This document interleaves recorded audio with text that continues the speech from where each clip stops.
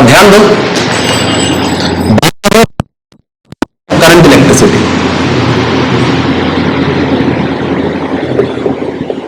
Current electricity में हम बात करेंगे सबसे पहले करंट की। करंट क्या है? रेट ऑफ चार्ज, ठीक है। और ये बहुत बार सुना है, इसलिए इस वन शॉट में हम इसकी ज्यादा बात नहीं करेंगे। इसको आप आई क्यू बाई टी लिख सकते हो, और अगर डिफरेंशिएटेड चार्ज हो तो लिमिट टी टेंड्स टू 0 लगा के D Q by D T भी लिख सकते हो, ठीक है। तो ये तो आपका करंट का फॉर्मूला बन गया। उसके बाद अगर किसी सर्किट में करंट फ्लो करता है तो बैटरी के पॉजिटिव टर्मिनल से स्टार्ट होके नेगेटिव टर्मिनल तक जाता है, इसे कहते हैं direction.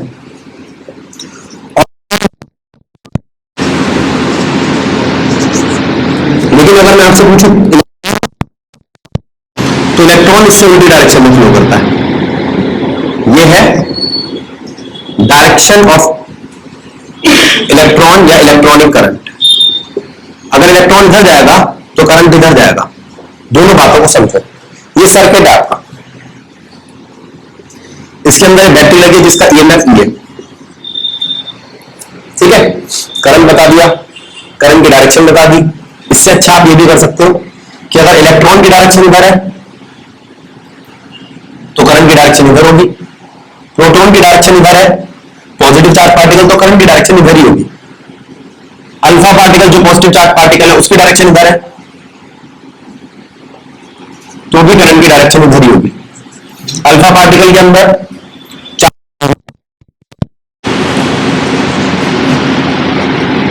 Positive two E, mass alpha particle का 4 times of mass of proton होता है, क्योंकि इसमें 2 प्रोटॉन और 2 न्यूट्रॉन होते हैं, ठीक है। इसी तरीके से आता है ड्यूट्रॉन।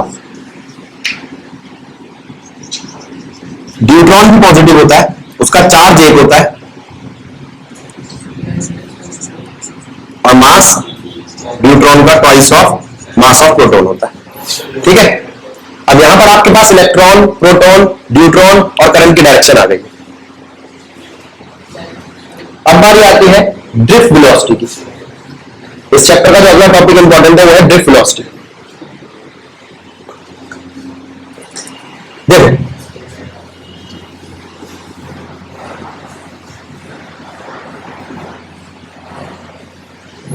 देखो ये करंट कैरिंग वायर है, इसके इस हिस्से को कहते हैं area of cross section. Area of cross section मतलब मोटाई। इसका मतलब क्या है? मोटाई। ये इसकी लेंथ है, इसका वॉल्यूम। तो वॉल्यूम क्या रहता है यहां पर? Area of cross section multiply में एल। इस बात को ध्यान रखना, ठीक है। मान लो इलेक्ट्रॉन है, उसकी वेलोसिटी है ये v, average velocity of electron, जिसको हम u कह देते हैं, u, वो क्या आती है? 0। एवरेज वेलोसिटी इलेक्ट्रॉन की आती है 0। किसके अंदर? इन कंडक्टर, किसी कंडक्टर के अंदर एवरेज वेलोसिटी आती है 0। खत्म कहानी। यानी कि आप कहोगे एक पार्टिकल ये था, एक दूसरा ये था, ऐसे करके nth पार्टिकल ये था, उन सब की एवरेज निकाली 0 आई, क्योंकि सब रैंडम वेलोसिटी से रैंडम डायरेक्शन में इधर उधर जा रहे थे। लेकिन फील्ड अप्लाई कर दूं तो, अगर बाहर इनके एक इलेक्ट्रिक फील्ड अप्लाई कर दी जाए तो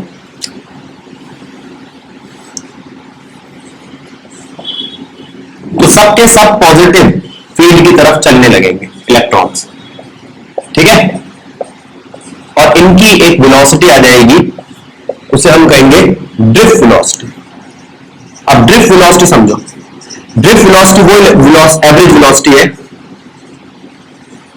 इलेक्ट्रॉन्स की जो अप्लाई करने के बाद आती है electric field. After applying external electric field. ठीक है, तो ड्रिफ्ट वेलोसिटी हमारी निकल के आएगी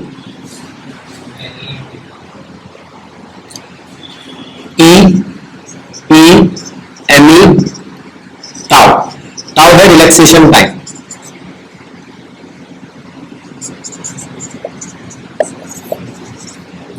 एम ई है मास ऑफ इलेक्ट्रॉन, ई है चार्ज ऑफ इलेक्ट्रॉन, और ये है इलेक्ट्रिक फील्ड। ठीक है, ठीक है। अच्छा, ये तो हुई ड्रिफ्ट वेलोसिटी। अब ड्रिफ्ट वेलोसिटी का करंट के साथ क्या रिलेशन आता है, याद रखना। अगर करंट कैरिंग कंडक्टर, मत बोलो, अगर मान लो नॉर्मल एक कंडक्टर है तो उस नॉर्मल कंडक्टर में इलेक्ट्रॉन की एवरेज वेलोसिटी क्या होगी, 0। और अगर उस पर मैंने बाहर से इलेक्ट्रिक फील्ड अप्लाई कर दी तो एवरेज वेलोसिटी क्या होगी, ड्रिफ्ट वेलोसिटी। और वो ड्रिफ्ट वेलोसिटी का फॉर्मूला क्या है,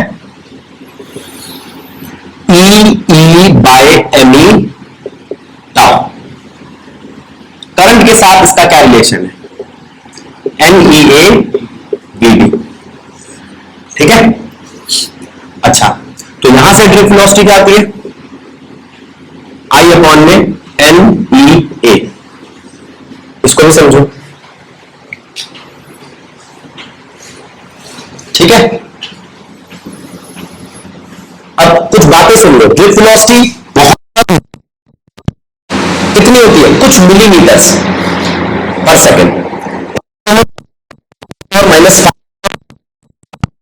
ठीक है, तो अगर कोई तुमसे पूछे ड्रिफ्ट वेलोसिटी कितनी होती है, 10 की पावर -4 से 10 की पावर -5 मीटर पर सेकेंड, या 0.1 से 0.01 मिलीमीटर पर सेकेंड, ये होती है आपकी ड्रिफ्ट वेलोसिटी।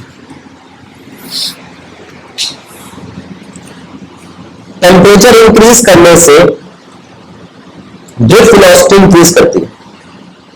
ठीक है, और एवरेज रिलैक्सेशन टाइम भी इंक्रीज करता है, थर्मल वेलोसिटी भी इंक्रीज करती है, याद रखना। टेम्परेचर इंक्रीज करने से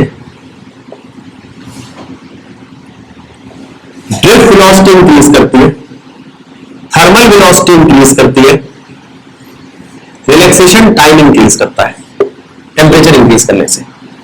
हमारे पास एक फॉर्मूला हुआ करता था काइनेटिक एनर्जी का, 12 mv²। और थर्मल डिकम्पोजिशन के लिए जो हमने गैस के लिए निकाला था वो था 3/2 kBT। ये बोल्ट्जमान कांस्टेंट है, बोल्ट्जमान कांस्टेंट। तो काइनेटिक एनर्जी टेम्परेचर को डिपेंड करती है।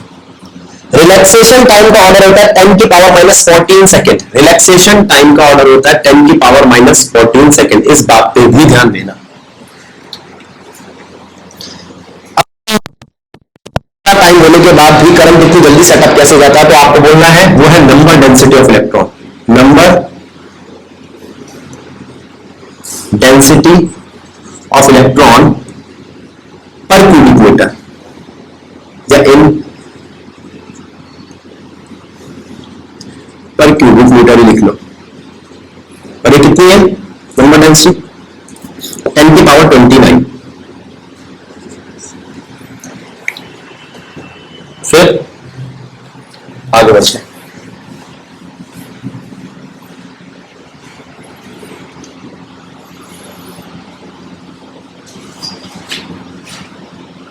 तो कौन चीज आती है, करंट। करंट स्केलर क्वांटिटी कह सकते हो आप इसको। इसकी डायरेक्शन है, लेकिन उस डायरेक्शन पे आप नहीं लगा सकते लॉ ऑफ पैरेललोग्राम। अगर लॉ ऑफ एडिशन या लॉ ऑफ पैरेललोग्राम ना लगे तो वो वेक्टर नहीं होता। कहना चाहो तो ऐसी क्वांटिटी को टेंसर भी कह सकते हो, अगर आपको ऑप्शन में आता है तो ये टेंसर भी है। ठीक है, इस पे लॉ ऑफ पैरेललोग्राम नहीं लगता, law of vector addition, law of vector addition नहीं लगते। ठीक है, करंट पे। अब देखो करंट डेंसिटी, एक और टॉपिक आया आपका। मैंने तो अभी बताया आपको करंट जो है वो टेंसर क्वांटिटी है, स्केलर बोल सकते हो, वेक्टर नहीं बोल सकते करंट को। ठीक है, उसके बाद मैंने कहा कि करंट की जो डायरेक्शन होती है उसको समझाने के लिए हम कह लेंगे करंट डेंसिटी को। करंट डेंसिटी, जिसको हम J से दिखाते हैं। होता क्या है, ये करंट फ्लो कर रहा है, ठीक है, और ये उसका एरिया ऑफ क्रॉस सेक्शन है,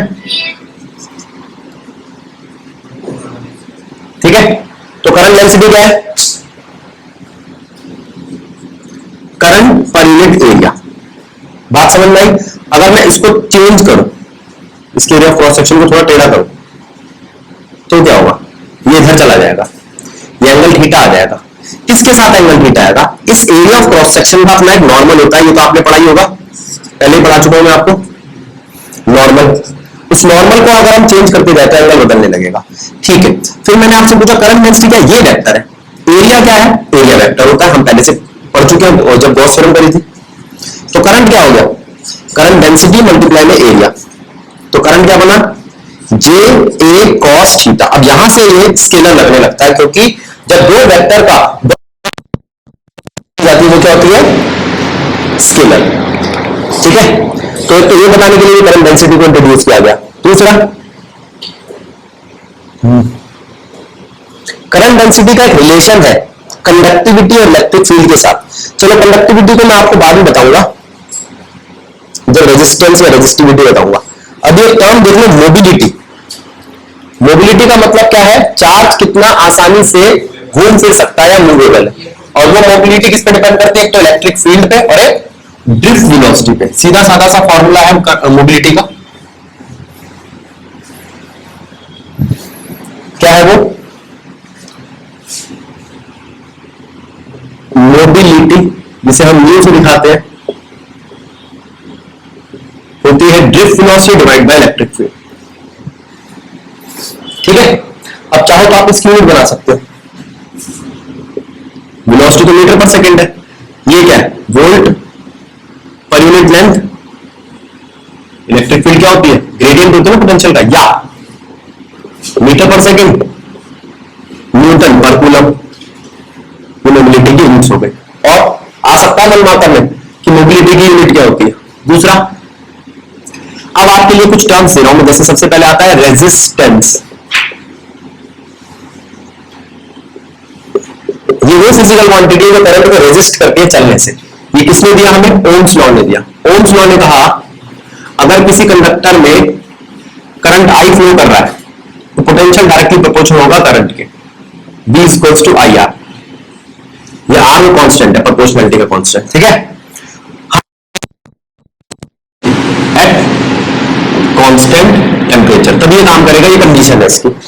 फिर हमने कहा रेजिस्टेंस क्या होता है, अगर ये करंट कैरिंग वायर है जिसका area of cross section A है, जिसकी लेंथ एल है, और इसका मटेरियल का नेचर बताने के लिए हमारे पास एक और कांस्टेंट है, रेजिस्टिविटी।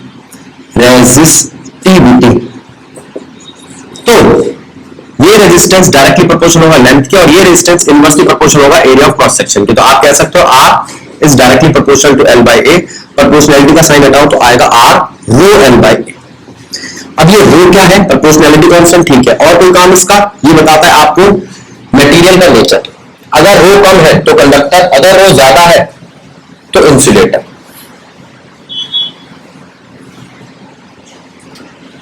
अगर रो कम है तो कंडक्टर, अगर रो ज्यादा है तो इंसुलेटर। और कोई खास बात, बीच का सेमीकंडक्टर, ठीक है। इन दोनों के बीच का हो तो सेमीकंडक्टर।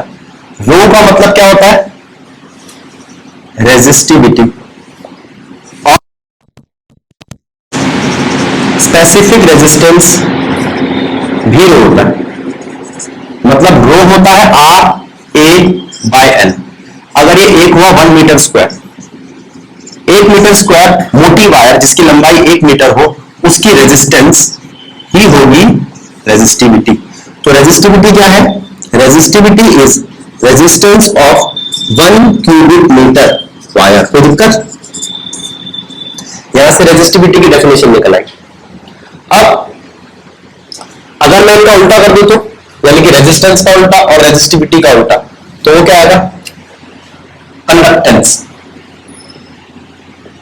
कंडक्टेंस, इसको आप जी से दिखा सकते हो। 1/, रेजिस्टेंस, कंडक्टिविटी, इसको आप रो से दिखा सकते हो। 1/, रेजिस्टिविटी, सिग्मा से रो कह रहा हूं मैं, रो से तो हम रेजिस्टिविटी को दिखाते हैं। अब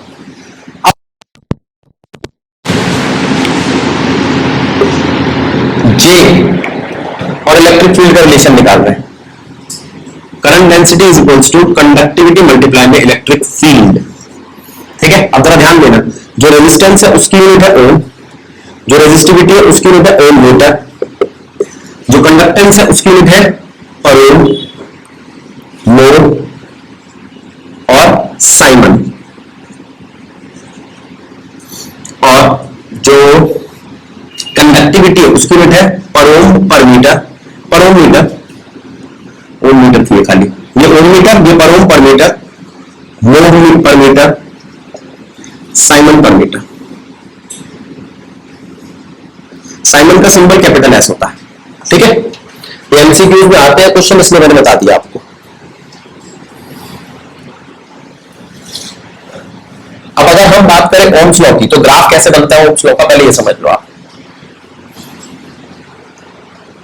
ग्राफिकली ओम्स लॉ को रिप्रेजेंट किया जाता है इस तरीके से, B is directly proportional to I है। ग्राफ जो बनेगा आपका वो किसके बीच में बनेगा, आई और बी के बीच में।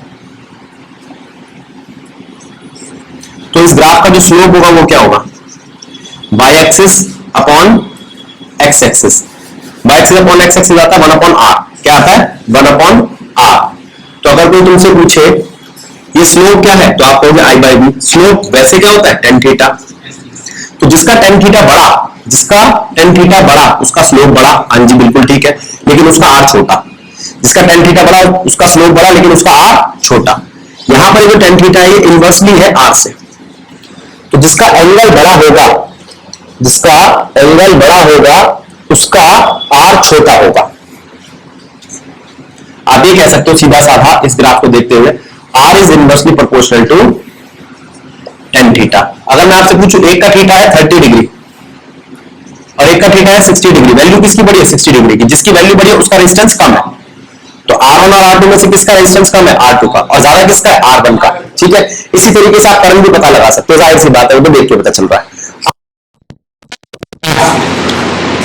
अपनी लिनियरिटी छोड़ता है तो ओम्स लॉ फेल होता है।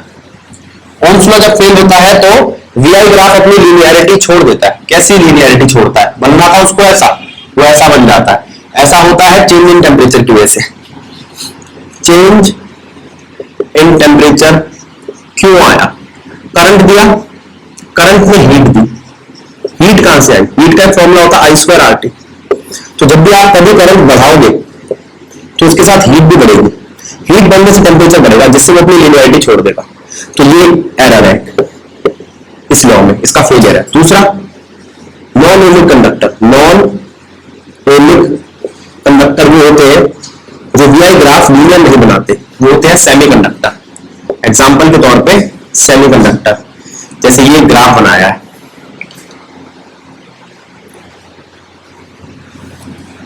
फिर मैं एक एनसीईआरटी का ग्राफ बनवा दूंगा आपको।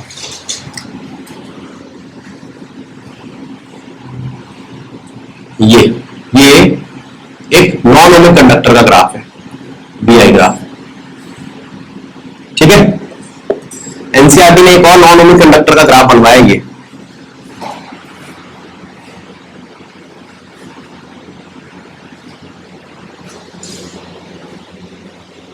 देखो, ये एज इट इज टेप रहा हूं मैं। यहां तक क्या है, ओ से लेकर ए तक ये मानता है ओम्स लॉ को, ओबे करता है। ए से लेकर बी तक ये अपनी लिनियरिटी छोड़ देता है, लेकिन पॉजिटिव रहता है। बी से लेकर सी तक वहां पे भी लीनियर नहीं है, लेकिन नेगेटिव रहता है। तो क्वेश्चन आता है, कौन सा ऐसा रीजन है जो सी से बी से सी, कौन सा ऐसा रीजन है जो पॉजिटिव है और नॉन लीनियर है, ए से बी। कौन सा ऐसा रीजन है जो लीनियर है, तो वो है ओ से बी। ठीक है,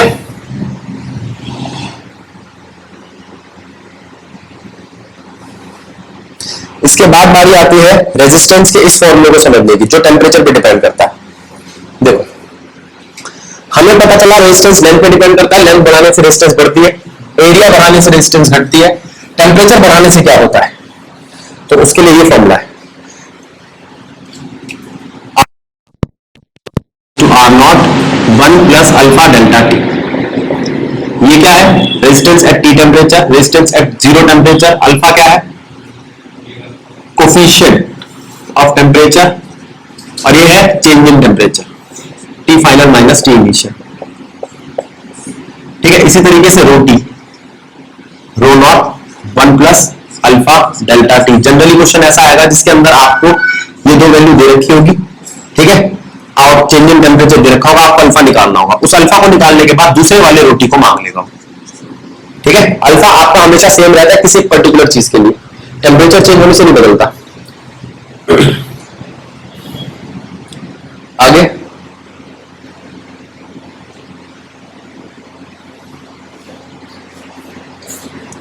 तो यहां से हमें ये पता चलता है टेम्परेचर बढ़ाने से रेजिस्टेंस बढ़ती है कंडक्टर की। अब ध्यान रखो, टेम्परेचर बढ़ाने से रेजिस्टेंस बढ़ती है कंडक्टर के, टेम्परेचर घटाने से रेजिस्टेंस घटेगी कंडक्टर के। जिस टेम्परेचर पर रेजिस्टेंस बिल्कुल जीरो हो जाए उसे क्रिटिकल टेम्परेचर कहते हैं, और क्रिटिकल टेम्परेचर पर कंडक्टर कन्वर्ट हो जाता है सुपर कंडक्टर में।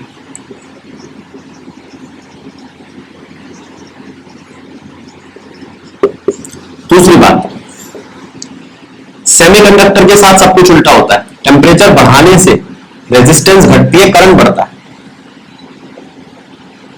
ठीक है, ये बात याद रखना।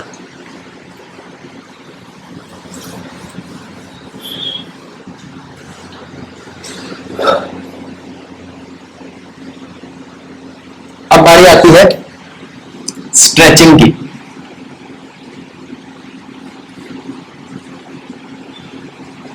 Stretching of wire, stretching of wire में क्या क्या ध्यान रखना है, एक तो वॉल्यूम सेम रहता है, दूसरा रेजिस्टिविटी सेम रहती है, वॉल्यूम सेम रहता है और रेजिस्टिविटी सेम रहती है।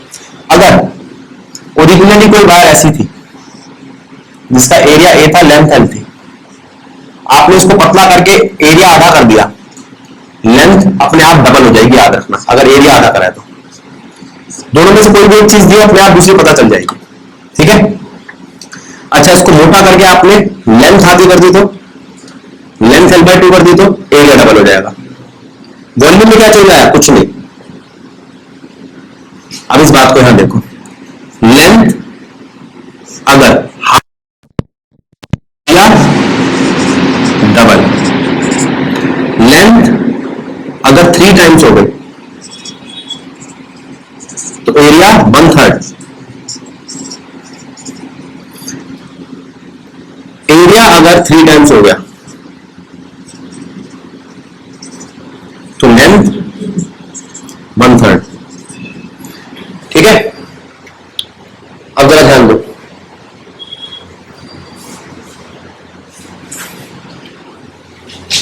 इससे रेजिस्टेंस पे क्या फर्क पड़ेगा, क्वेश्चन लेते हैं फिर अपने आप सोचते रहना। ओरिजिनली रेजिस्टेंस थी रो एल बाई ए, अगर लेंथ नई वाली पुरानी वाली लेंथ के n टाइम्स हो गई, n का मतलब डबल के लिए 2, ट्रिपल के लिए 3 वगैरह वगैरह, तो आप लेंथ के लिए तो आप एन लिख दोगे, एरिया के लिए क्या लिखोगे, L by A by N, आना बोलो, आसान है, रख दो तो बन जाएगा। तो आप ये नहीं कह सकते आर डैश हो जाएगा N square times of R. क्या पता चलता है, इससे पता चलता है जो टाइम्स हो गया पुराने वाले आर के, पुराने वाला आर है रो एल बाय ए, उसको एन स्क्वायर से मल्टीप्लाई कर दिया, एन स्क्वायर क्या है नंबर, ट्रिपल किया तो 9 टाइम्स, क्योंकि लेंथ में चेंज लाया। अगर एरिया में लाया होता तो इनवर्स में आ जाता है, करूंगा तो क्या होगा 4 टाइम्स, ट्रिपल करूंगा तो 9 टाइम्स, 4 टाइम्स करूंगा तो 16 टाइम्स, यानी कि क्या चलेगा, स्क्वायर। अगर मैं ये करूं, अगर मैं एरिया n टाइम्स कर दूं तो पुराने वाले एरिया का, तो क्या होगा, r डैश आएगा rho l dash by a dash. अब l डैश कितना है, l डैश हो जाएगा 1 by n times of original l, है ना। तो लिखो रो l बाय n और na क्या बना, r dash 1 upon n multiply में n, n का square, rho l by a, यानी कि r बाय n स्क्वायर, ये r डैश आया। अब एक बार r का अगर लेंथ n टाइम्स करी तो r टाइम्स, अगर a n टाइम्स करा दो r क्या होगा 1 बाय n स्क्वायर टाइम्स। इससे आसान तरीका नहीं है स्ट्रेचिंग को समझने का, समझो इसको। अगर हम अब बात करते हैं सेल, सेल क्या है, जो पोटेंशियल रखता है और ईएमएफ रखता है और प्रोवाइड करता है सप्लाई, इसको आपके पूरे सर्किट को अलग सर्किट बनाते हो, सर्किट के अंदर क्या क्या चीजें आती है मिलना हो देखते। ये है आपका सेल, इसमें पॉजिटिव और नेगेटिव टर्मिनल है। अच्छा सेल एक डिवाइस है, किसी चीज से बनी है, मतलब किसी मटेरियल से बनी है, उसका खुद का रेजिस्टेंस भी होगा, इसे बोलते हैं इंटरनल रेजिस्टेंस। इसका ईएमएफ होता है, ठीक है। अब तो दूसरे दूसरे इसका ईएमएफ क्या है, EMF maximum potential of a cell, किसी सेल का ज्यादा से ज्यादा पोटेंशियल ए का ईएमएफ। दूसरी बात ईएमएफ और क्या है,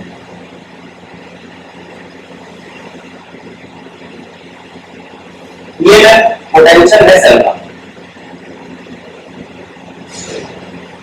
एक ओपन सर्किट, कैसे सर्किट है, ओपन सर्किट में ईएमएफ है सेल का, ठीक है। अब अगर मैं आपसे कहूं कि टर्मिनल पोटेंशियल यहां निकालो, जरा देखो कहां निकाला टर्मिनल पोटेंशियल, यहां, ठीक है। टर्मिनल पोटेंशियल यहां निकाला है, क्या यहां से कुछ करंट निकला है, आई, तो ईएमएफ क्या आएगा, ईएमएफ आएगा पोटेंशियल क्या है, टर्मिनल पोटेंशियल ईएमएफ माइनस आएगा, मतलब उसने खुद ही का नुकसान कर दिया थोड़ा सा, ये तो बात ठीक है, खत्म कर। अब वो कहता है आपको लगा पोटेंशियल निकालना है इस एक्सटर्नल रेजिस्टर आर, तो क्या है, तो वो आएगा V इक्वल्स टू R, ठीक है। बात को समझो, एक ईएमएफ जो था उसने अपना थोड़ा सा नुकसान किया, उस नुकसान को आप बहुत छोटे से निकाल सकते, और ये टर्मिनल पोटेंशियल, और इसका टर्मिनल पोटेंशियल क्या है, जो इसका पोटेंशियल होगा, इसका रेजिस्टेंस, इसका करंट, करंट होगा R नहीं, ठीक है, ठीक है। अच्छा अब मान लो कोई तुमसे कहे यहां से करंट निकाल के दिखाओ, तो निकालोगे, और पूरे सर्किट का निकालना चाहो तो निकाल लो भाई। आप ये कह सकते हो ये पूरे सर्किट के लिए कितना है, ये ना equals to I R plus R, ये हो गया सर्किट के लिए, तो करंट क्या है इस सर्किट के लिए, ये ना अपॉन में R प्लस R। अब वो करंट निकाल कर ये करंट पुट कर दो तो पोटेंशियल आ जाएगा सेल का, एक बार इधर पुट कर दो रेजिस्टेंस से मल्टीप्लाई करके तो इसका पोटेंशियल आ जाएगा, इसे कह दो B, इसे कह दो B डैश, ये हुई सेल की बात, ठीक है। तो दिक्कत कोई डाउट, अब ध्यान रखो अगर आपने दो सेल को इस तरीके से अरेंज किया, प्लस माइनस, इसका ईएमएफ E1 है, इसका ईएमएफ E2 है, तो जाहिर सी बात है इनका नेट आएगा E1 प्लस E2, खत्म कर। अगर वो सेल ऐसे रखे गए प्लस माइनस प्लस, तो नेट ईएमएफ क्या है, E1 माइनस E2, ठीक है। इस बात को भी समझ लो। अब सेल इन सीरीज, बहुत सारे आइडेंटिकल सेल अगर आप सीरीज में लगाते हो या पैरेलल में लगाते हो तो क्या होता है,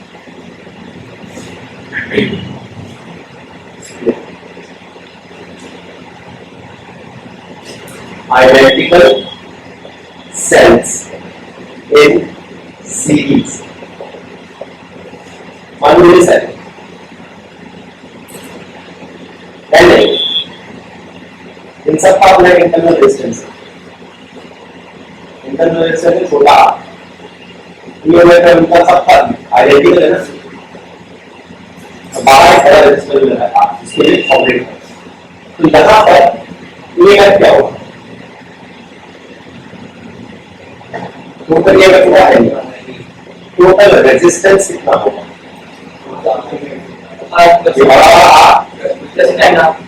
प्लस में इन सब का जो जाए। और यहाँ से आपका करंट कितना है, टोटल ये को फॉर्मेट टोटल रेजिस्टेंस, ठीक है। अगर R छोटा हुआ, छोटे वाले R से, तो ये आएगी। अगर एक्सटर्नल रेजिस्टेंस छोटा हुआ इंटरनल रेजिस्टेंस से, तो ये N कट जाएगा, इसकी वजह से करंट क्या आएगा, मिनिमम। और अगर एक्सटर्नल रेजिस्टेंस बड़ा हुआ इंटरनल रेजिस्टेंस से, तो करंट क्या आएगा, N फॉर्म में बड़ा, ये बच जाएगा मैक्सिमम। तो अगर आपको मैक्सिमम करंट चाहिए तो एक्सटर्नल रेजिस्टेंस बड़ा हो तो सीरीज के केस में, पैरेलल के केस में नहीं। क्यों, पैरेलल के केस में क्या होगा, पैरेलल के केस में सबसे पहली बात ये अगर E का E ही रहेगा नेट लेवल कितना रहेगा, पूरा साबुत E का, उसको कोई चेंज नहीं रहेगा, छोटा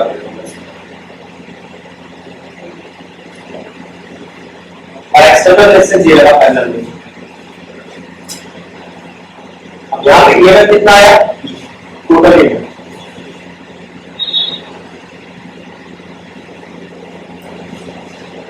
टोटल रेजिस्टेंस कितना आया,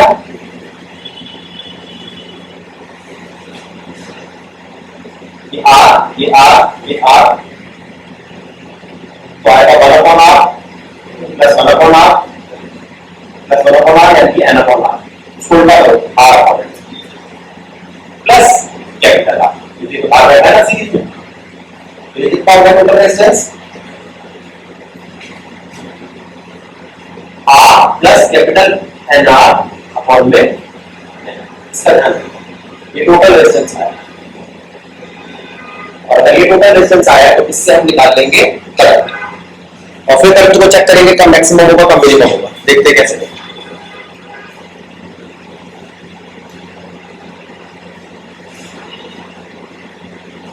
करंट टोटल लेवल अपॉन में टोटल रेजिस्टेंस, तो टोटल रेजिस्टेंस समझ जाएगा, यानी अपॉन में R प्लस NR, फिर लिख सकते। अगर R बहुत छोटा हुआ, स्मॉल R बहुत छोटा हुआ R से, तो स्मॉल R को निकाल कर देंगे, करंट क्या आएगा, N अपॉन में NR, यानी कि मिनिमम। और अगर R बड़ा R छोटा हो, एक्सटर्नल रेजिस्टेंस छोटा हो इंटरनल रेजिस्टेंस से, तो इसको निकाल करना होगा, तो वैल्यू आएगी मैक्सिमम, ठीक है। समझो इसको, एक केस आता है जब दोनों को हम मिक्स करते हैं, कुछ पैरेलल रोज होंगी और कुछ सीरीज में लगेंगे, ये सीरीज में लगे, ऐसे ही कुछ पैरेलल रोज,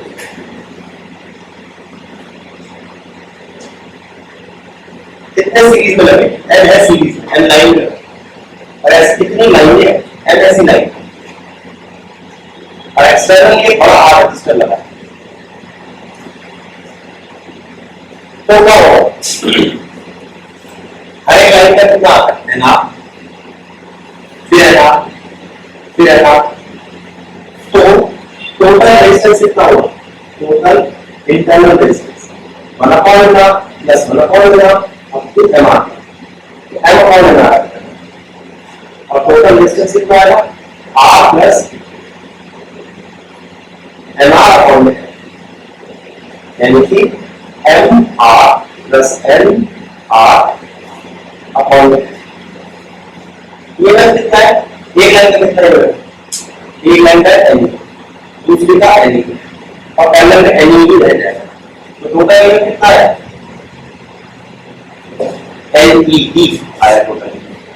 इस इक्वेशन को पकड़ लो, इस इक्वेशन को पकड़ लो, मतलब निकाल लो एन ई अपॉन में M R plus N R by N, कितना है?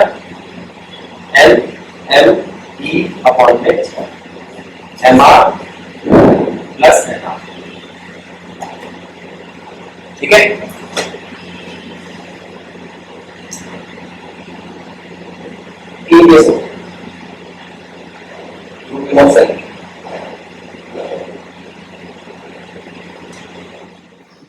अब अगला पॉइंट देखो, किरचॉफ लॉ। पहला क्या है? Junction rule. क्या कहता है जंक्शन रूल?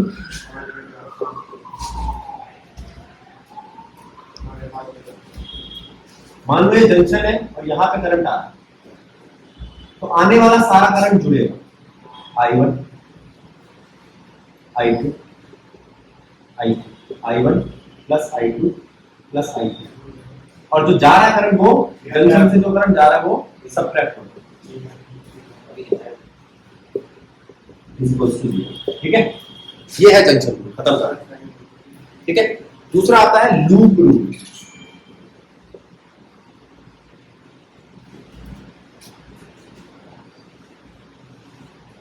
इसे जंक्शन रूल को कहते हैं, दूसरा नाम है करंट रूल।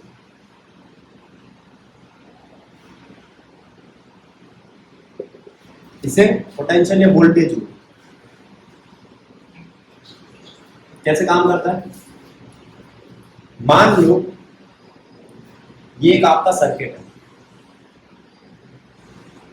ठीक है। यहां लगी है बैटरी, इसका 10 वोल्ट पोटेंशियल, ठीक है, ईएमएफ मैक्सिमम पोटेंशियल। तो यहां से जो करंट जाएगा, यहां से जो करंट जाएगा वो बढ़ जाएगा इसमें I1 में और I माइनस I1 में, ठीक। अब वो इस रजिस्टर के पास जाएगा, इस रजिस्टर के पास जाएगा, इसका नाम है PQRS, ठीक है। अब आपकी मर्जी, आप कौन सा जंक्शन लेते हैं। जैसे मैं जंक्शन ले रहा हूं ABC, सॉरी जंक्शन कह रहा हूं लूप। अगर मैंने लूप लिया ABCA और उसमें फिंगर ऐसे ट्रेस कराई, ये देखो ऐसे, तो अगर मेरी फिंगर के साथ करंट चल रहा है तो पॉजिटिव रहेगा। फिंगर के साथ करंट चल रहा है, P मल्टीप्लाई में उसका करंट कितना था I माइनस I1, फिर Q मल्टीप्लाई में उसका करंट I माइनस I1, फिर वापस आते वक्त नेगेटिव हो गया, R मल्टीप्लाई में I1 इज इक्वल्स टू 0, क्योंकि यहां कोई बैटरी नहीं, बैटरी होती तो मैं उसको लगा देता। दूसरा लूप लेना ACDA, अब दूसरा लूप लो ACDA,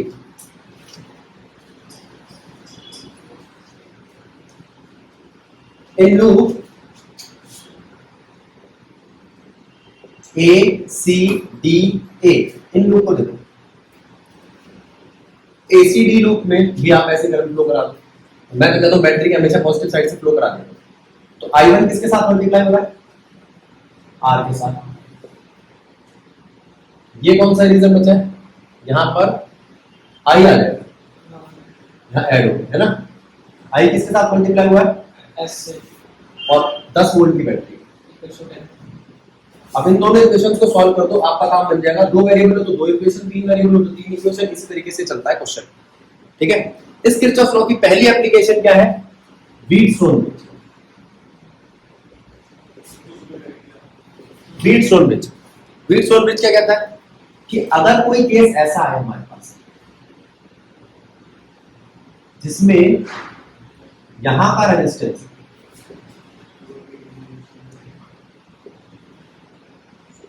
यहां का रेजिस्टेंस यहां के साथ मल्टीप्लाई करके इक्वल हो यहां का रेजिस्टेंस यहां के साथ मल्टीप्लाई करके, तो जो बीच में है उसको नेग्लेक्ट कर सकते हो, ठीक है। फिर यहां से करंट आई बहाओ, करंट आई फ्लो कराओ,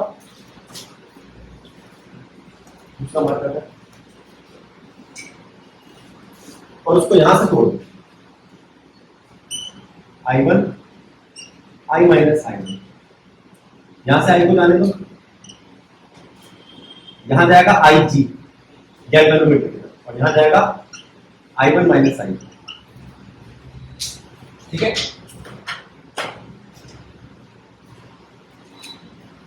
IG इधर जाने दो, ये यहां आके क्या बनेगा, I माइनस I1 प्लस IG, इन दोनों को जोड़ने पर वापस I बन जाएगा, बन जाएगा। अब आप अपनी मर्जी से सर्किट लो और वेरिएबल्स के हिसाब से उसको सॉल्व करो, देखो कैसे।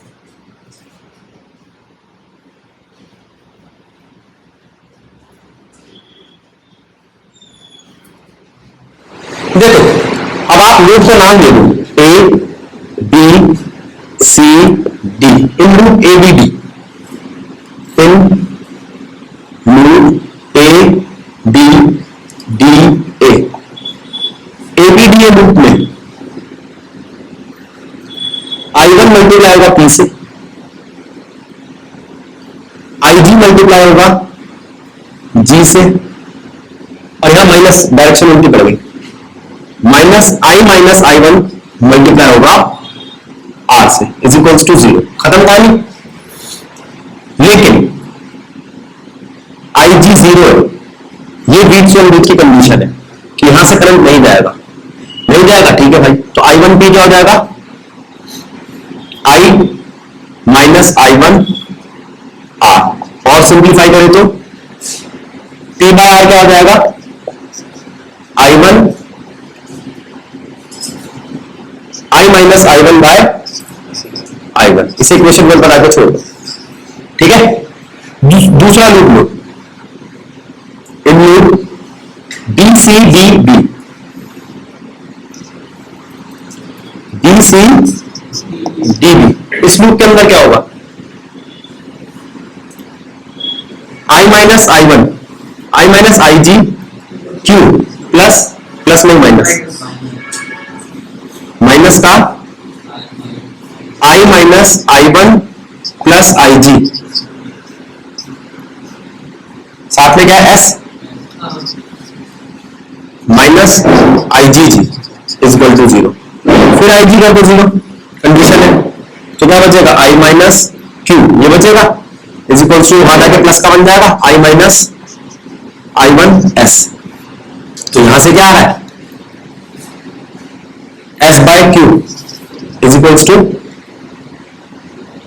Q by S, Q by S is equals to I minus I1 by I, ये इक्वेशन सेकेंड। अब देखो इस इक्वेशन को और इस इक्वेशन को इक्वेट कर दो, इन दो इक्वेशंस को इक्वेट कर दो, आपको क्या मिलेगा,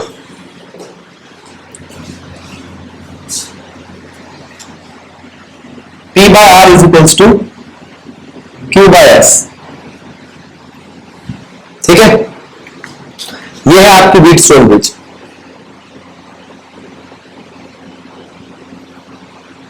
इसके बाद बारी आती है व्हीटस्टोन ब्रिज की एप्लीकेशन की, मीटर ब्रिज। अब इसको थोड़ा समझना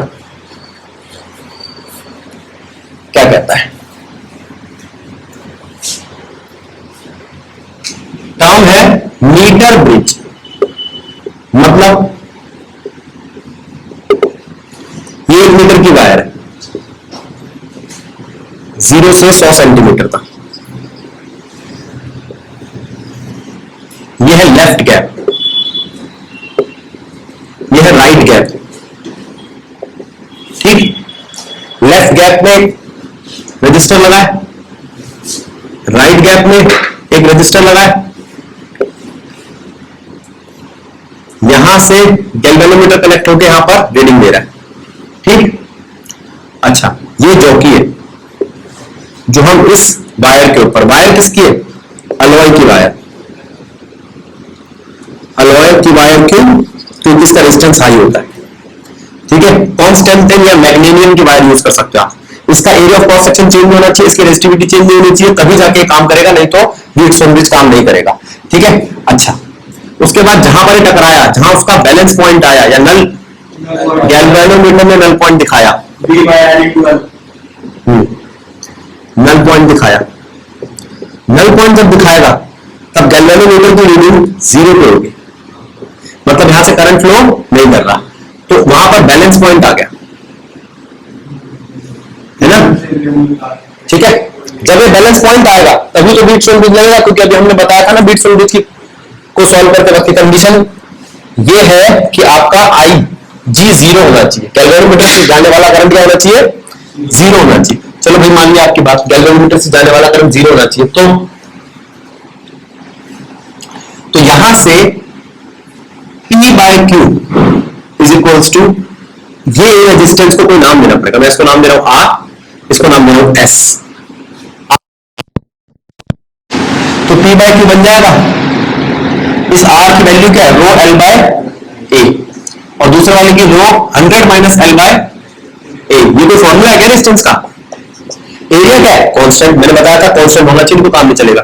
रेजिस्टिविटी क्या है, वो भी कांस्टेंट, तो P बाय Q क्या आ गया, ठीक है। क्या ये लग रहा है मीटर विथ ये क्या व्हीटस्टोन ब्रिज जैसा, P Q R S। अगर वो कहता है मैं यहां ना लगा के गैल्वेनोमीटर बाहर से लगा दूं तो कोई दिक्कत है, बिल्कुल दिक्कत नहीं है, ये भी क्वेश्चन आता है। ठीक है, बस बैटरी यहां से लगी होनी चाहिए, इसका मतलब ये बैटरी से जुड़ा हुआ, हाँ ये आपका ए पॉइंट है, याद रखना ये हमेशा पॉजिटिव होता है। कैसा होता है, ए पॉइंट हमेशा पॉजिटिव होता है। 1 मीटर की वायर यूज करते हैं मीटर ब्रिज के अंदर, इसके अंदर 2 गैप होते हैं जहां पे 2 अलग अलग रजिस्टर लगाए जा सकते हैं। यहां पर लेंथ एल पर बैलेंस पॉइंट मिलता है, जो कि को आप घिस नहीं सकते, उठा उठा के रखना होता है। आप एरिया क्रॉस सेक्शन वायर का चेंज नहीं कर सकते, आप रेजिस्टिविटी वायर की चेंज नहीं कर सकते। रेजिस्टिविटी हाई होनी चाहिए, वरना बहुत बड़ी वायर चाहिए होगी बैलेंस पॉइंट ढूंढने के लिए। अच्छा बैलेंस पॉइंट यही माना जाता है जो 40 से 60 के बीच का हो। ठीक है, बेसिकली मीटर ब्रिज एक कंपैरिजन है जिससे हम रेजिस्टेंस को मेजर करते हैं एक्यूरेटली जितना हो सके। पोटेंशियोमीटर की बात कर रहे हैं बेटा, हम आपको बोर्ड पे दिखाई दे रहा होगा अजीब सी ड्राइंग, उसमें हम पोटेंशियोमीटर की बात कर रहे हैं। पोटेंशियोमीटर होता क्या है, ये वही काम करेगा जो आपका वोल्ट मीटर करता था, लेकिन वोल्ट मीटर करंट ड्रॉ करता था, ये करंट ड्रॉ नहीं करेगा, इसलिए इसकी एक्यूरेसी ज्यादा एक्यूरेट है। ये बिल्कुल भी करंट ड्रॉ नहीं करता। ठीक है, उसकी रेजिस्टेंस इनफाइनाइट होती है, कितने की। अच्छा, इसके बाद बारी आती है आपका ये बैटरी जो है, इसका ईएमएफ हम ले लेते हैं ई, या वी ले लो उसका पोटेंशियल जो आपका मन करे। उसके बाद ये जो बैटरी है, ये है ड्राइवर बैटरी,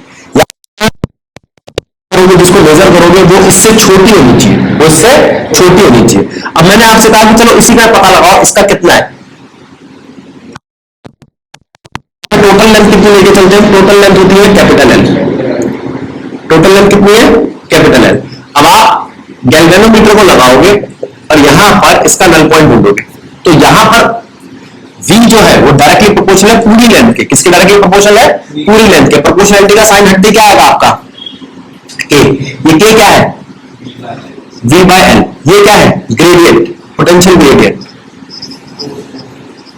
पोटेंशियल ग्रेडियंट। ये कांस्टेंट रहता है, कांस्टेंट रहता है किसी एक पोटेंशियोमीटर के लिए। खत्म बात, पोटेंशियोमीटर बदल दोगे तो शायद ये बदल जाएगा। हम इसके अंदर जनरली 400 सेंटीमीटर की और कभी कभी 10 मीटर की वायर भी यूज करते हैं, दोनों चलते हैं पोटेंशियोमीटर आपके प्रैक्टिकल में। अब इसके बाद ये जो आपका क्या आ गया, ये फिक्स है, अभी तक मैंने कुछ नहीं लगाया। अब मैं गैल्वेनोमीटर के बाद चीजें लगाऊंगा। मान लो मैं यहां पर एक बैटरी लगाता हूं जिसका ईएमएफ मुझे नहीं पता, तो इसको कहते हैं हम इसका ईएमएफ ढूंढो, इसका ईएमएफ पता, ये तो मेरे पास पहले से ही है। इसका ईएमएफ जहां पे पता करूंगा वहां पर पूरी लेंथ आना जरूरी तो है नहीं, कोई एल लेंथ आएगी, तो क्या आ जाएगा K बाय एल। इस K को मैं जानता हूं, हाँ ये तो होता है ना, बताया V बाय एल। तो ईएमएफ क्या निकला किसी भी अननोन सेल का, V बाय एल मल्टीप्लाई में एल। ये कौन सी लेंथ है जो आपने एक्सपेरिमेंटली कैलकुलेट किया है, ये V बाय एल क्या है, ये फुल लेंथ है और V पोटेंशियल है आपकी। ये ड्राइवर बैटरी से हमेशा बड़ी होनी चाहिए, ये V हमेशा बड़ा होना चाहिए ई से, इस बात को ध्यान में रखना, ठीक है। इसके बाद जो दूसरा केस आता है, आप क्या कर सकते हो, आप ऐसा कर सकते हो कि यहां पर दो ईएमएफ को मेजर कर सकते हो। देखो देखो हमने दो, एक ये रही E1, एक ये रही E2, E1 और E2, और इनको कंपेयर किया, ये फर्स्ट को और सेकंड को थर्ड से जोड़ के गैल्वेनोमीटर से रीडिंग ली रीडिंग, बोलो क्या दोनों की लेंथ अलग आएगी? हाँ जी आएगी। कर क्या रहा हूं, फिर कंपेयर ही कर रहा हूं। E1 directly proportional to L1, E2 directly proportional to L2, तो E1 बाय E2 कितना आ गया? खत्म कहानी, एक केस ये बन गया। जब इसको इसके साथ कनेक्ट किया तो ये रीडिंग है, जब इसको इसके साथ कनेक्ट किया तो ये रीडिंग है, खत्म कहानी। फिर किसी ने कहा कि नहीं भैया क्वेश्चन ऐसा आया था पेपर में, सब कुछ यही था लेकिन E1 और E2 ऐसे थे, एक बार ऐसे थे E1 E2 और एक बार ऐसे थे E1 E2। तो ये मैं आपको पहले ही बता चुका हूं, ऐसे होंगे तो जुड़ जाएंगे, साला बोलो E1 plus E2 directly proportional to L1, E1 minus E2 directly proportional to L2, तो E1 plus E2 divide by E1 minus E2 is equals to L1 by L2। ये बात ठीक है या गलत है? सही है। ये भी एक केस बन गया।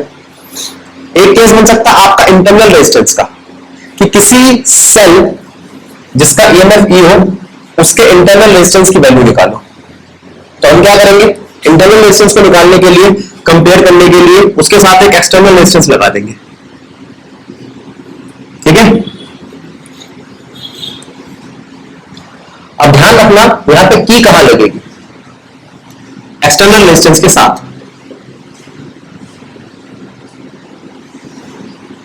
एक बार इस की को ऊपर रखा और रीडिंग निकाली तो लेंथ आई L1, ठीक है। वो लेंथ किसकी आई है? इसकी। B is directly proportional to L1, एक चीज। फिर मैंने की को क्लोज किया, बोलो नहीं, फिर मैंने इस की को क्लोज किया और दूसरी वैल्यू निकाली ईएमएफ के हिसाब से, और वो आई L2, ठीक है। B का एक और फॉर्मूला है, B equals to IR, current वो जो पोटेंशियोमीटर में फ्लो कर रहा है, ठीक है। R वो जो है एक्सटर्नल रेजिस्टेंस है, और इसके लिए एक और फॉर्मूला है E equals to I R plus R, ठीक है। अच्छा, इन दोनों को डिवाइड करूं तो क्या आता है? V by E is equals to L1 by L2, एक चीज। और इन दोनों को डिवाइड करूं तो क्या आता है? V by E is equals to, इन दोनों को इक्वेट कर दो तो L1 by L2 is equals to R upon में R प्लस R, उल्टा कर दो और खोल दो। L2 by L1 is equals to R plus R by R, यानी कि 1 plus R by R, L2 by L1, तो छोटा R क्या आ गया? L2 by L1 minus 1 multiply में कैपिटल R। समझ लो एक बार इसको, फिर उसके बाद ये समाप्त। जरा ध्यान दो बच्चों, इसमें गलती है, E is directly proportional to L1 है, V is directly proportional to L2 है, तो ये E बाय V है। अब ठीक है, तो ये हो जाएगा L2 बाय L1, क्या आगे L1 आ गया R बाय R, ठीक है। ये यहां पर इसको पलट लेना, L1 बाय L2 R, ठीक है। ये अभी L1 by L2, L1 by L2, ठीक है। इसको चेक कर लेना बेटा एक बार,